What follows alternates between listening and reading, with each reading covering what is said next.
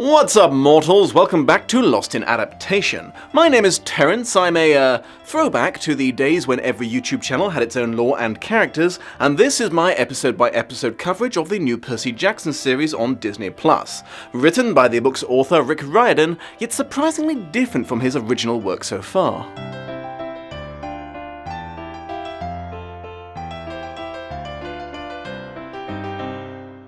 An almost inconceivably huge thank you to my patrons for making what I do possible, especially the big three, April Mack, Shelby Holtz, and beloved Sylphine. Consider joining their ranks to get access to new exclusive content every month, including episodes of Lost in Adaptation that can't be posted to YouTube for copyright reasons. We arrive at episode 6, we take a zebra to Vegas. If you're new here, you can start at the very beginning, a relatively good place to start. For everyone else, let's jump right into it.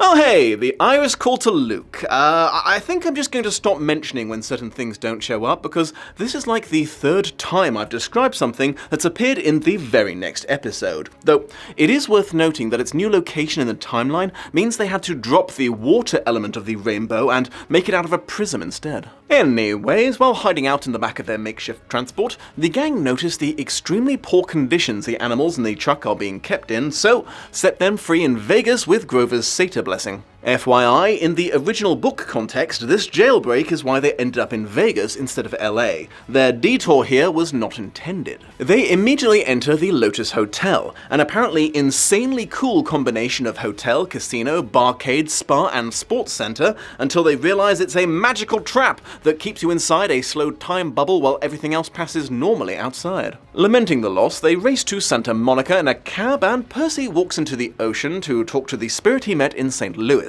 who gives him magical pearls that will help him on his quest. While it's not explicitly spelled out, there's subtle hints about how long the temporal nature of the Lotus has been going on in the background, as you can see patrons dressed in clothing from different decades dotted around.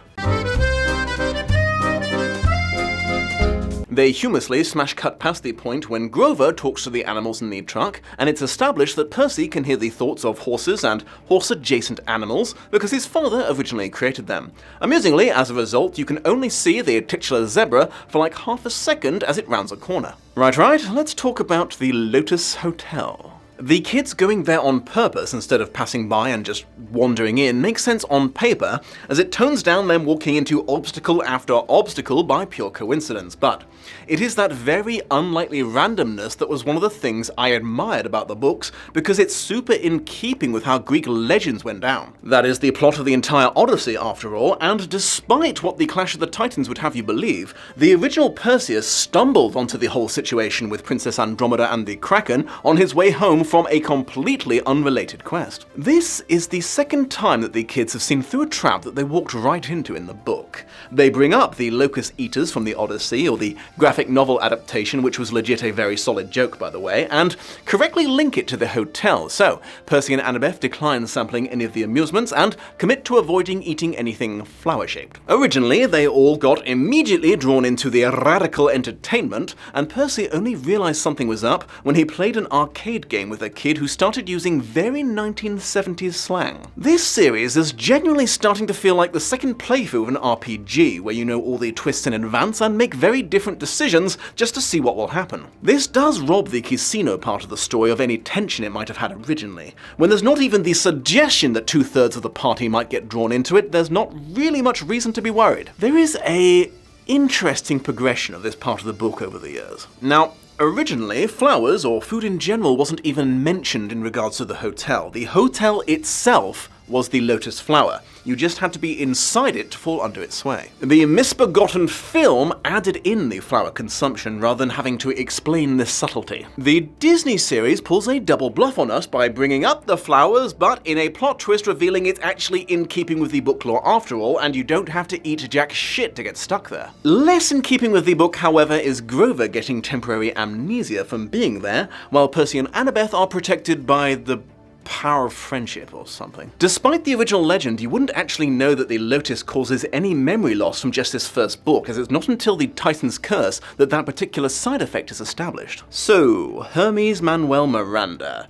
The messenger god didn't originally meet Percy until the beginning of Book 2, The Sea of Monsters, but again, if you've got Hamilton, you're going to want to give him some screen time. Not for nothing, but the Lotus Hotel seems like an odd place for Hermes to want to hang out, what with him being the god of travelers, not the god of trapping people in one place forever. In fact, in the much-referenced Odyssey, he was usually the guy who bailed people out of getting stuck in one place for too long. It was commented on when the early production photos of the series released that it kind of looks like Miranda just rocked up to set one day, walked straight past costuming, and started acting whatever he was wearing, and I mean, yeah, that getup is suspiciously similar to what you see him wearing in his day-to-day, but to be fair, they established a delivery guy costume earlier, and Hermes was dressed in a t-shirt and jogging shorts in the book, so he would have looked even more out of place in a casino setting. Now, this might be somewhat subjective, but it seems to me that they're really playing up the Greek gods actually really adoring their children and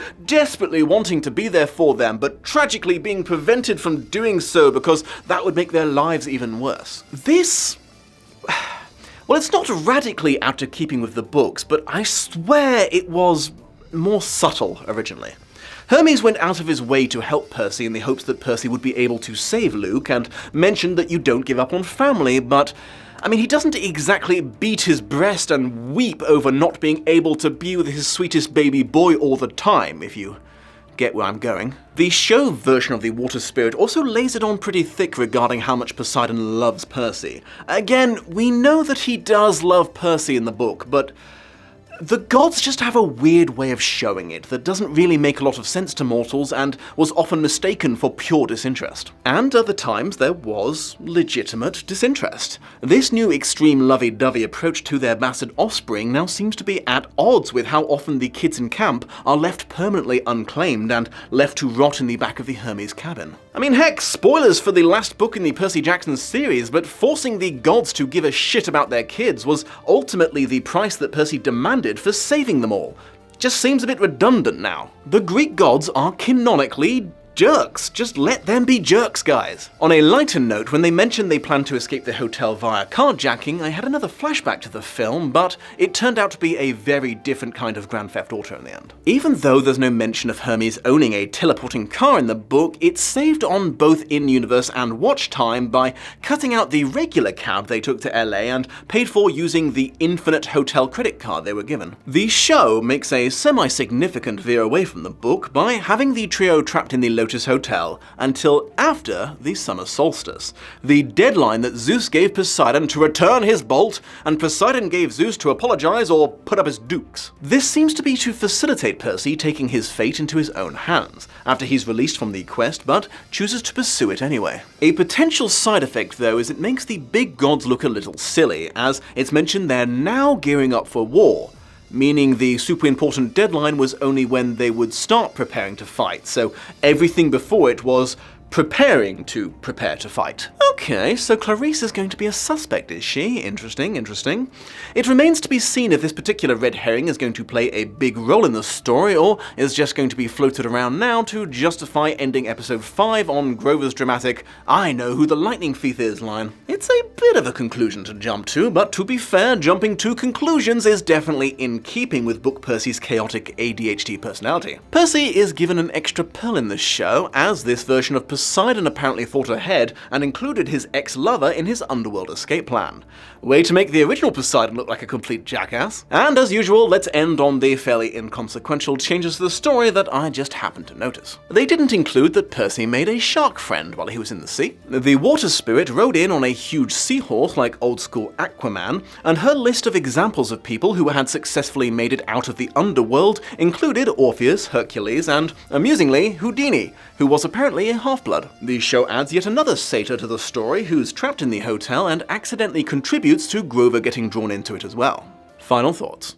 I think it's time for me to accept that this is not going to be the Superbook loyal adaptation I was hoping for, and try to start seeing it as a Percy Jackson reboot that just happens to be taking place in a different medium to the original. I mean, I'm still going to talk about the differences, and I'll say if I think the new version is superior or inferior for whatever reason, but I'm going to stop being surprised about it. And let me know in the comments which version of the story you prefer so far, and if the mood takes you, maybe throw a like at this video or share it with your mortal friends. If you're interested, you can watch an episode about another TV series adaptation that I was less conflicted about, and when the next episode of this series is available, you can click right here to watch it.